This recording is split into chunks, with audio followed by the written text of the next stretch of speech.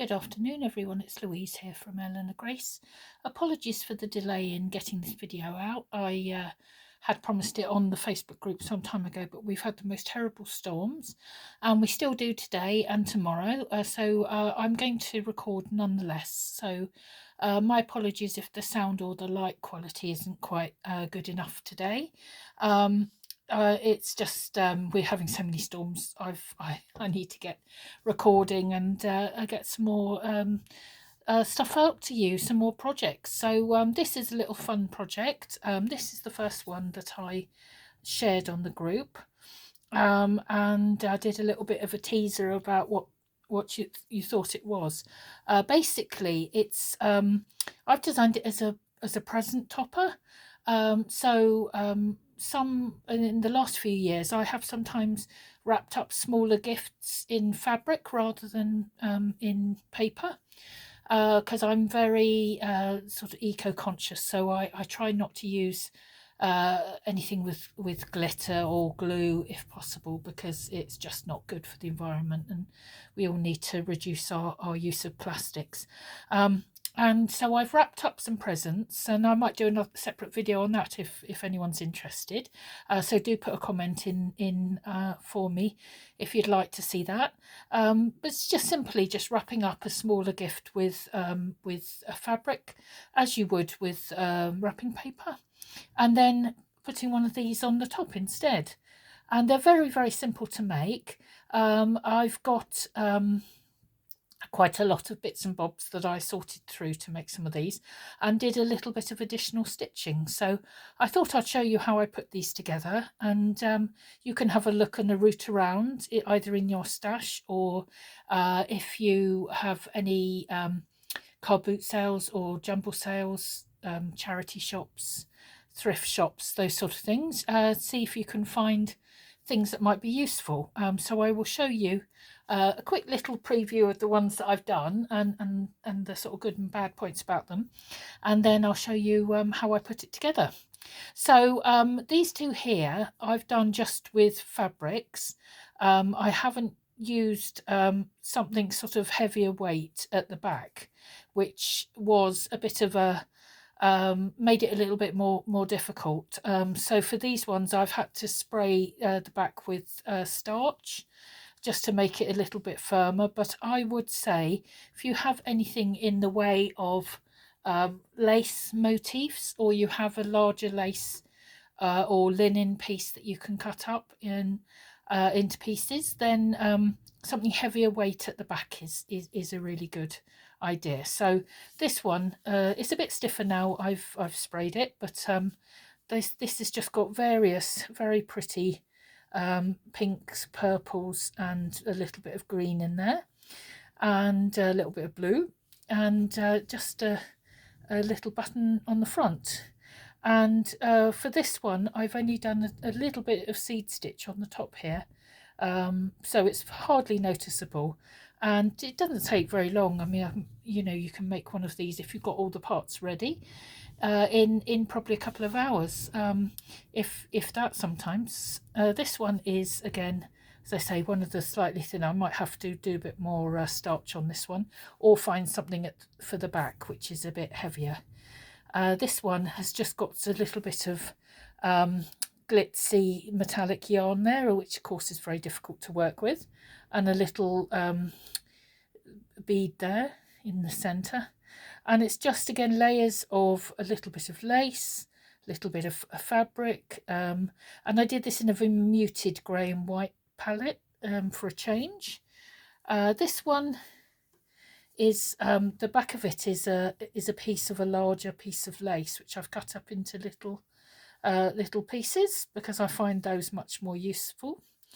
And I've layered it with sort of dark purple and sort of lilac-y fabrics, and another bit of lace, a little bead there, and I've done some chain stitch just around this section here, just to give it a little bit more of a embroidery twist, if you like. And this one has again a piece of linen, which is a part of a larger piece which I've cut up, and that has again another piece of this This is very, very useful. This one, I've cut it up into several pieces. Just using up the things I've got in a sort of gold and neutral sort of palette with white. And in the centre I've got a bit of lace that I've just done. Gone a bit mad with my stitches here, but I really enjoyed doing that. So that's just another type of design. As you can see, these ones have got a sort of, they hold together a bit better. They've got a bit of better weight to them because the thing at the back is thicker. So I would really advise to do that. This is the one I started off with, which I was showing everyone. Again, it's got a piece of linen that's been cut from a larger panel, and another one of these, so useful these, as well as some gold shimmery fabric, some sort of plainish sort of pinky neutral fabric. This is again a piece of lace from a larger motif which I've cut into smaller pieces, and a vintage button which I found in my stash, and I've just done a little chain stitch around there just to keep it sort of simple, but to do a little bit. So I will show you how to make these. I'm sure you can guess. It's very, very simple. What you need to do is get yourself, if you can, you could do them without them, a pair of pinking shears, and this is my new pinking shears, which those on the group in Facebook, Slow Stitching by Hand with Eleanor Grace, will know I was very excited about. Obviously a pair of fabric scissors as well is very handy. You also could use some ribbon. So I haven't done it on those ones, but what I sometimes do when I do a wrap up of fabric present, I wrap it with ribbon, and then I would probably stitch this piece on at the end. Let me just grab one of those.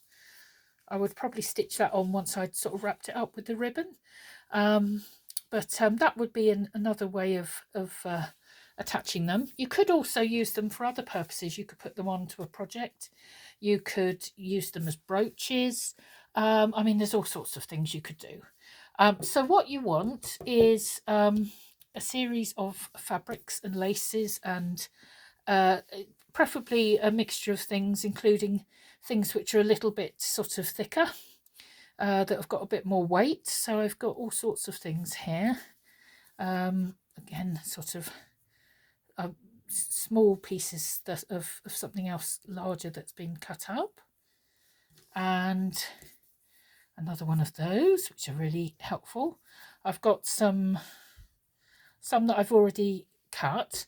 Now what you want to do, I'm going to just snip the edge of this because it's a little bit oval shaped rather than round. What you want to do, if you're not good at cutting in a circle, which I must admit I'm not, especially with pinking shears, is get yourself instead a square.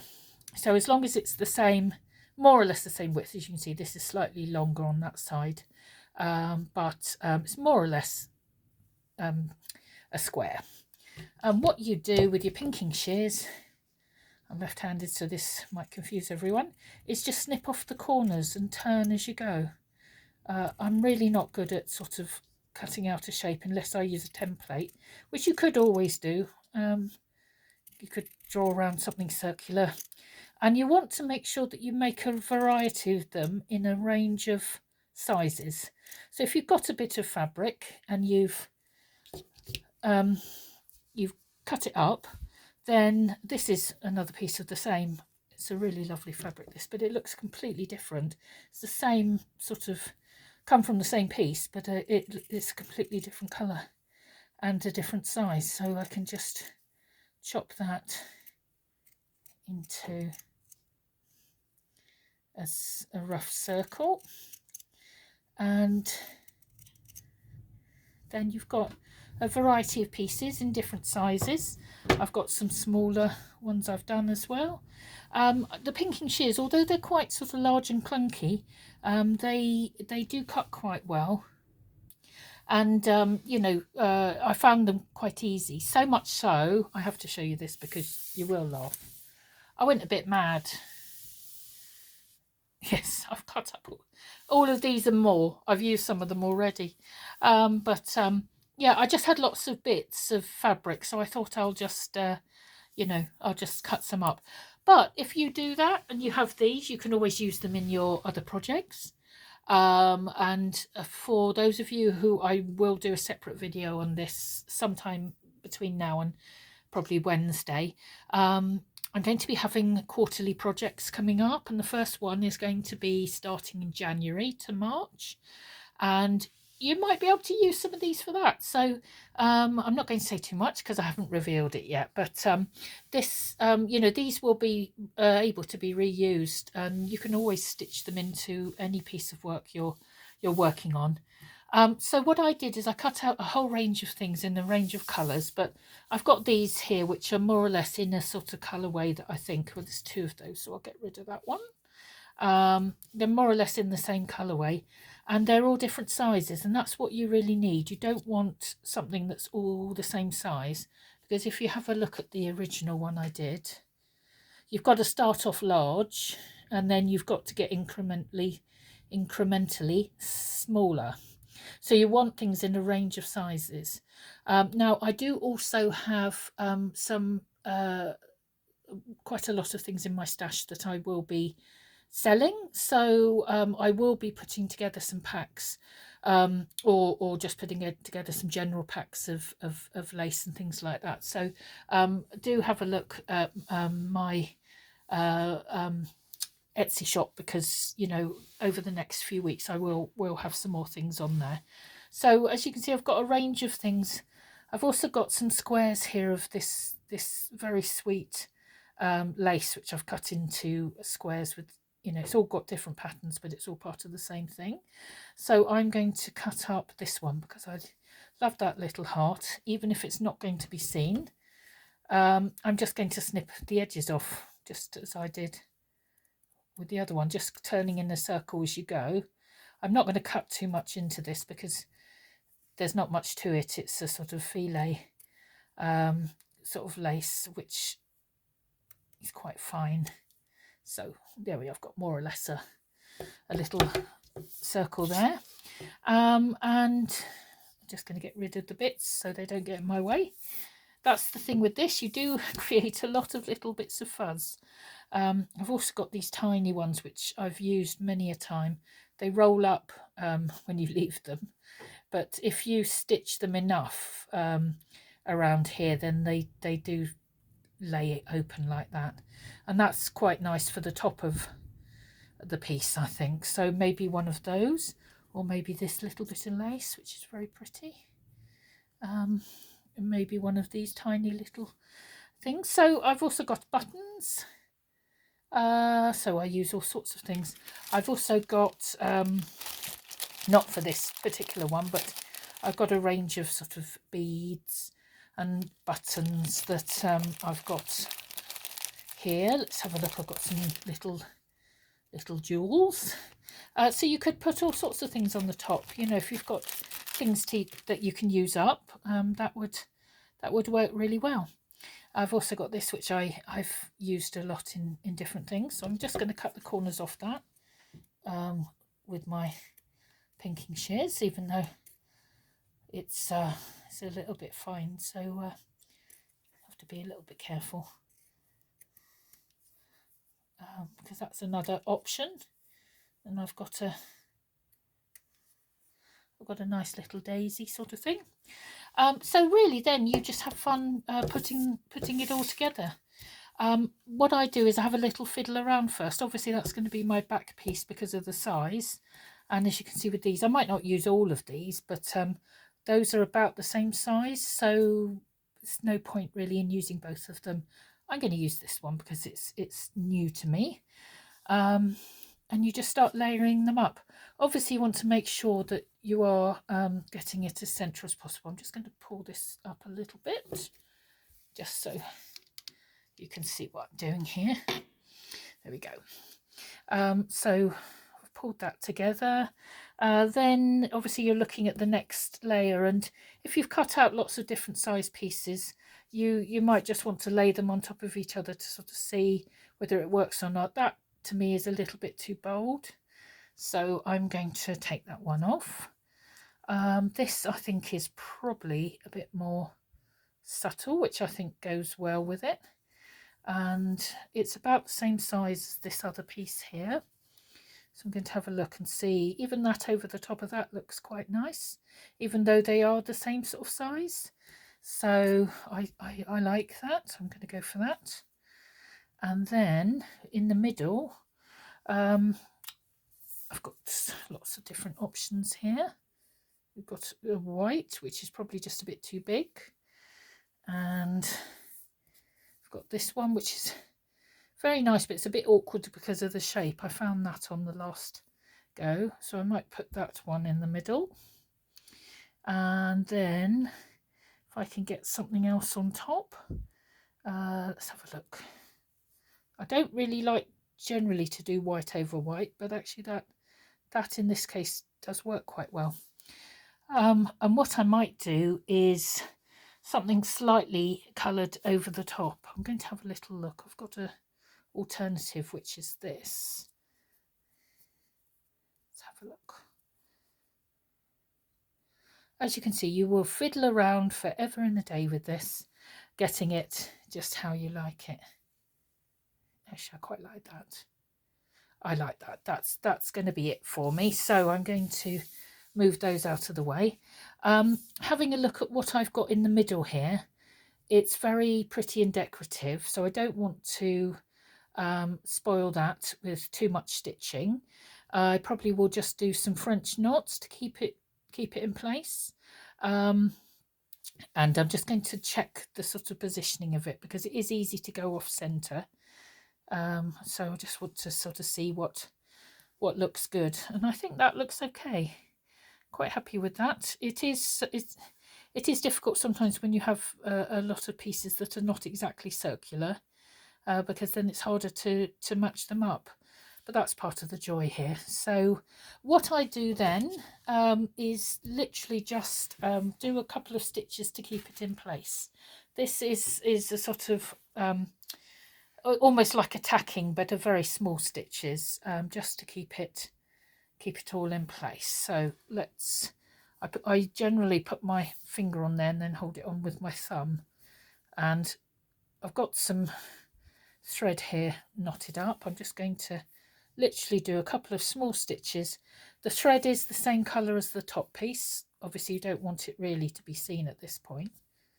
And then I even just, it depends how big the piece is, but 2 or 3 little sort of stab, almost like stab stitches, very small little stitches. We'll just keep it in place, and then you can do whatever you want with it. So I'm going to tie that off, a couple of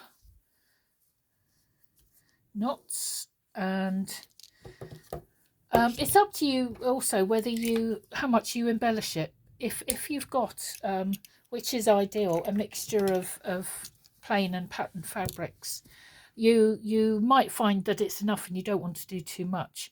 As I say, I feel like I want something, whether it's some beads. I do have some beads. I could have a look at those. These are little brown, sort of creamy brown beads, so they do go. I might just put a couple of those in there and see whether I prefer that. I generally prefer stitches to beads, but I think I'm going to go for the stitches. I'm going to just do a handful of stitches. So I think I'm going to do some French knots in there, and you can use anything that you've got in terms of thread. What you probably do want is a little bit of contrast. I mean, if I was to do it exactly the same colour, it wouldn't stand out that much, but I don't want to do it in something too far out, so I got a couple of options here. This is a crochet cotton. It's quite fine, so I'm not sure that's exactly what I want for this. And this is a cotton perle in a sort of a slightly lighter off-white sort of colour, and I think that might just be right. Let's have a little bit of that and see how we get on. It's not going to make a huge contrast, but what I could do later on, if I decided, was to maybe do a few little stitches around here, not to overpower it, just, you know, some simple stitches, whether it be, I think the chain stitch does look quite nice, as I've done on this one. I'll leave that one there as well. The chain stitch, you know, just some little simple chain stitches would look good there. So I'm going to just thread my needle with the new thread. So for those of you who are new to my channel, cotton pearl is my absolute favourite. I very rarely use anything else, although I have been I did get hold of a large amount of crochet cotton, and that's okay, but it's generally a bit thin, and it doesn't have the lovely sheen. You can almost see that compared to that, even just in the picture. The sheen and softness of a cotton pearl 8 is unparalleled, and actually very easy to work with. So what I'm going to do, you can see here in the center there are sort of there's 4, but I think there's meant to be 5 little sort of divots there. And what I'm going to do, so as not to spoil it, is I'm going to try and come up in those little divots and just do a French knot. So this is my technique for a French knot, is to lift the end of your needle a bit like a sort of cannon going up to shoot, and then I wrap 3 to 5 times depending, but that is 4 for that. I think will be more than enough. And then I pull back. I've actually just lost that one there. Let's do it again. So I pull back to go back in more or less the same stitch, and I say it's like pulling back on a plunger, like on a syringe. It's a little bit easier to do it while I hold it, I think. Let's just find, because there's quite a few layers, it can get quite difficult, and that's why I don't use glue, not just for the environmental factors, but glue makes stitching pretty impossible. So I'm pulling back there, and I'm going to go back more or less in the same stitch.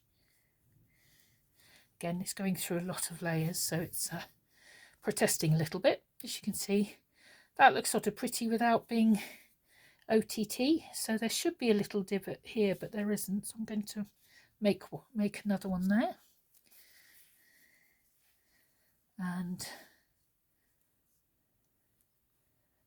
then pull back, go back in roughly the same hole. It's getting quite difficult to. That's one of my techniques. If it gets really difficult to push through, put the needle base down on the table and push. And it's a bit naughty perhaps, but it's my table, so it's not going to worry me. So I think, yeah, just 5 of these. It's subtle. It's not going OTT. And of course, if you're gifting it to people who are close to you, especially if you're you know, your relatives or whatever, people that know that you love stitching, you might even be able to nick it back again, or get the fabric back. I have actually done that before, which is a bit cheeky, but it's you know, for those who might not quite appreciate the fabric as much as I do, I have asked if I could possibly take it back if they're not going to use it. So there we go, we're going on our last one there. Just try and push this through. That was a little bit easier that side. So we just got some little French knots there, as you can see. I'm going to tie that off, and actually I'm quite happy with that. I think I'm going to leave it there for that one.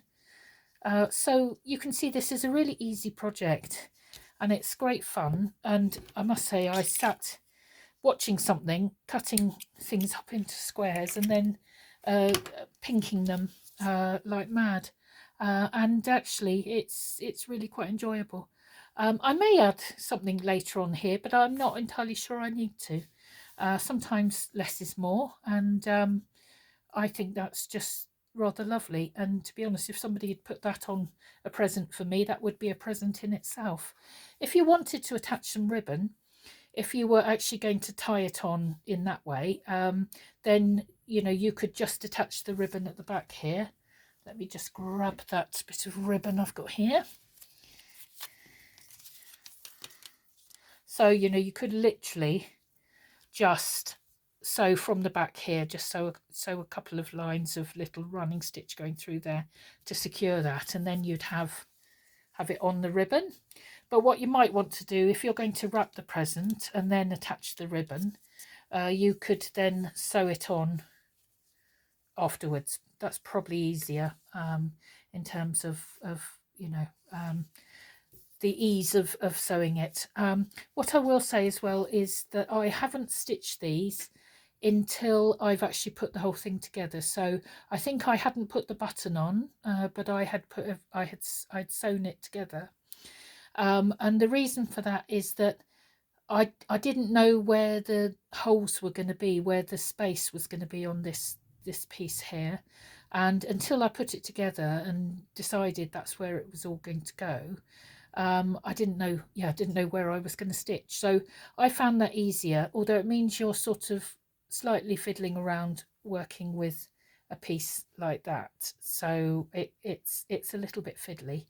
But if you're doing simple stitches, a nice chain stitch, a nice French knot. On here I've got, as I said, a little bit of seed stitch, just a short stitch in different directions. Keep it simple, and I hope that has been enjoyable and that's been useful, and I hope that the picture and the sound quality is not too bad, considering we have a gale force winds at the moment. But I will be doing another video hopefully over the next couple of days for you on making a little needle holder, which I'm going to show you. This is a very useful little thing, so I'm going to be doing a little workshop on that for you, a little virtual session like this. And this little needle holder is just something that I've put together for when I do in-person workshops.